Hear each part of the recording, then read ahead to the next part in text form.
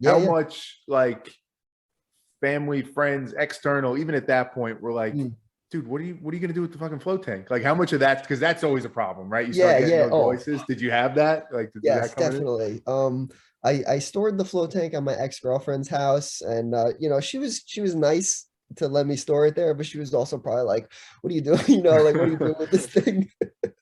And my family, they always like respected me working at the even the other float center, but also it was kind of like, what are you doing over there wasting your time making like, was I making fucking like 12 $13 an hour maybe, when like at my nursing job I'm making like 40.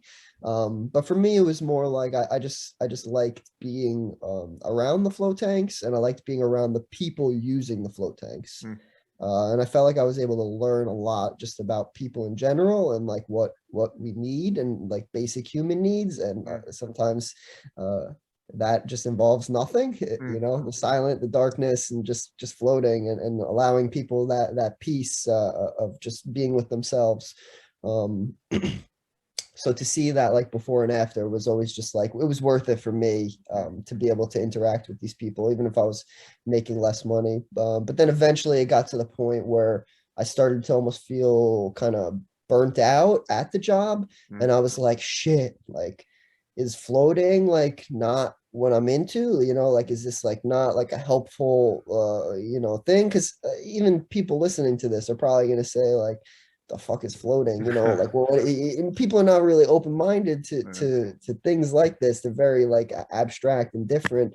um and so it was kind of like, then I said to my, I started second guessing myself, like, oh shit, like, is this really what you want to do? And then I was like, wait, I kind of don't really like how things are run here, at this specific place. They do a lot of great, and much respect to them over there. But I kind of felt like I wanted to just do things different, and You had a that's just different how my vision for mind. it. Yeah. Yeah, it's just how my mind is. I'm it's hard for me to always agree with other people and then have to like continue that, and that's even just something I realized with being an entrepreneur, of like, I kind of like being the creator, and putting my vision, out there, and doing it in this way that I find is maybe more beneficial. What's cool about that then is like there's an underlying thread, and in some places very explicit, of like really deep like self-awareness and self-reflection, right? That moment when you said, when you started second guessing, like, shit, is this stupid? For Mm, so many people, myself included, that's like a train. Once it leaves the tracks, it's almost impossible to pull back. You start mm, questioning, and then it builds on itself, and the fear and the doubt, and you're like, shit, let me get back to my nursing job, and just, this was mhm. crazy.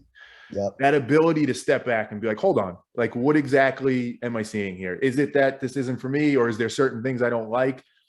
That's like a superpower for a lot. I like the way I see it in many ways. Is that something you've always had? Is that something that you've built up over time? Is that just luck? Like, I don't know, it just worked out that way. Like, I guess like, I think like meditation helps a ton with self-awareness, because it just like gives you that like those moments of just like nothing, like no distractions.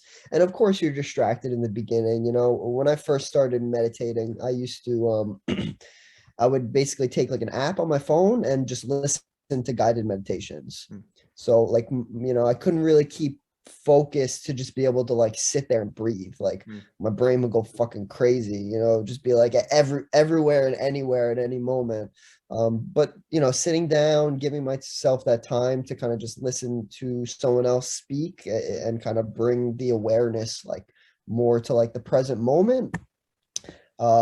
That I feel like was like a huge catalyst for me in just kind of like gaining more self-awareness, and just kind of being able to have more of these internal conversations with myself, to be able to analyze like kind of what's going on, in this moment.